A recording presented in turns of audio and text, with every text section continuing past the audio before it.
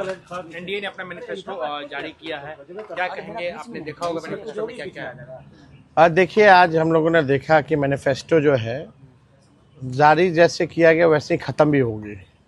यानी 30 सेकंड के अंदर जो है इनकी घोषणा पत्र का जो कार्यक्रम था वो ख़त्म हो गया है। आदरणीय मुख्यमंत्री जी को तो पता ही नहीं होगा कि उस घोषणा पत्र में क्या है, शायद उनको बोलने ना दिया जाए, इसलिए जो है जल्द से जल्द जो है ये ख़त्म कर लिया गया। लेकिन हम तो कहना चाहते, जो हमने घोषणा पत्र देखा, एनडीए के लोगों को सॉरी पत्र लाना चाहिए और बिहार के 14 करोड़ जनता से सॉरी बोलना चाहिए था कि 20 साल से भी राज करने के बाद भी सबसे गरीब राज्य बिहार, कोई कारखाने नहीं, कोई निवेश नहीं, हर सेक्टर में जो है ये सरकार फेल रही, इसलिए इनको सॉरी पत्र लाना चाहिए था।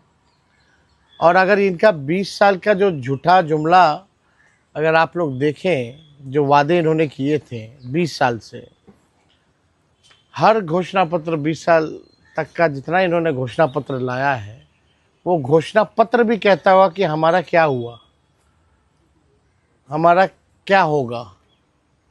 वो घोषणा पत्र कह रहा है कि पहले वाला तो घोषणा पूरा हुआ नहीं, एक नया जो है आनंद फानन में जो है इन लोगों ने ये घोषणा पत्र जारी की है। इसमें कई ऐसी चीज़ें, अब बताइए, स्कूल में मिड डे मील जो है वो देंगे, यानी इससे पहले जो है बढ़िया से ये लोग नहीं दे रहे थे। यानी आप देखिएगा, अस्पताल मेडिकल कॉलेज हर जिले में निर्माण करेंगे। जो मेडिकल कॉलेज है वहाँ डॉक्टर नहीं है, नर्स नहीं है, दवा नहीं होता, इलाज नहीं होता, केवल खाका खड़ा कर दिया गया है, कुछ नहीं हो रहा।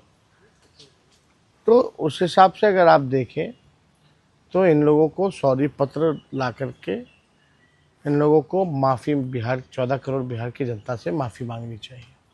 और ये तो ताज्जुब की बात है कि भाई 30 सेकंड में ही पूरा, हम लोगों ने भी घोषणा पत्र जारी किया, हम लोगों ने भी विजन को रखा, हम सब नेताओं ने अपनी बात को रखा।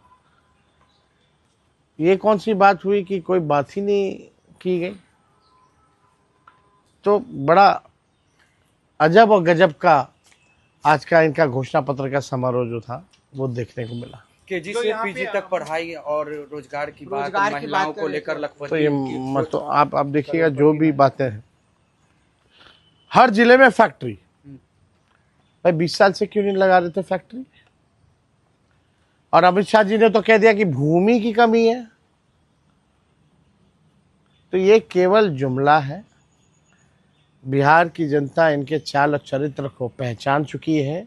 इस बार करारा जवाब बिहार की जनता देगी। महागठबंधन की सरकार बनेगी और बिहार के लोग बेरोजगारी को ख़त्म करना चाहते हैं। इन लोगों ने इतना बेरोजगारी, महंगाई, गरीबी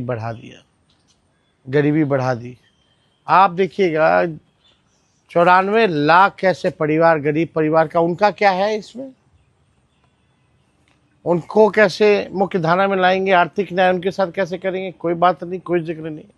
आपने सरकारी नौकरी जो कहा उसको भी कॉपी कर आप बोलते हैं नकल से। नकल तो कर ही रही है, हर एक चीज का नकल कर रही है।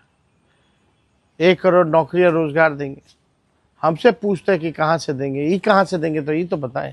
आचार संहिता लागू है और गोलीबारी की घटना हुई है मोकामा में, जिस तरीके से गोली चली, एक व्यक्ति की मौत भी हो गई है। देखिए, लोकतंत्र में हिंसा की कोई जगह नहीं होनी चाहिए।